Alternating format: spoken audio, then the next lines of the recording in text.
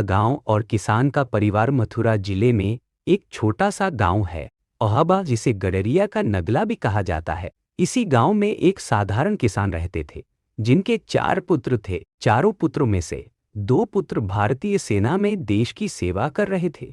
तीसरा दू आर्मी का सपना और त्याग का निर्णय। छोटू महाराज अपने इलाके के बेहतरीन ग्राउंड रेसर माने जाते थे। उन्होंने 2 बार आर्मी का फिजिकल टेस्ट भी क्लियर किया, लेकिन किसी कारणवश आर्मी में चयन नहीं हो सका। वह मोड़ था जहां छोटू ने एक अटूट निर्णय लिया, अब जीवन ईश्वर को समर्पित होगा।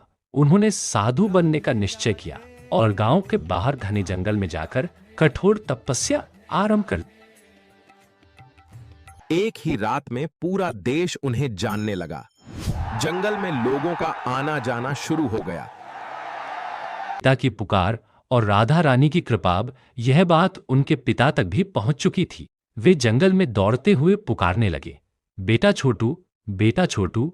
पर छोटू महाराज तो भक्ति में लीन थे। कहा जाता है उस दिन उनके पिता की पुकार। सोशल मीडिया और चमत्कार। एक दिन ऐसा आया मानो भगवान ने उनकी तपस्या सुन ली हो। एक महापुरुष ने छोटू महाराज का वीडियो बनाकर सोशल मीडिया पर डाल दिया।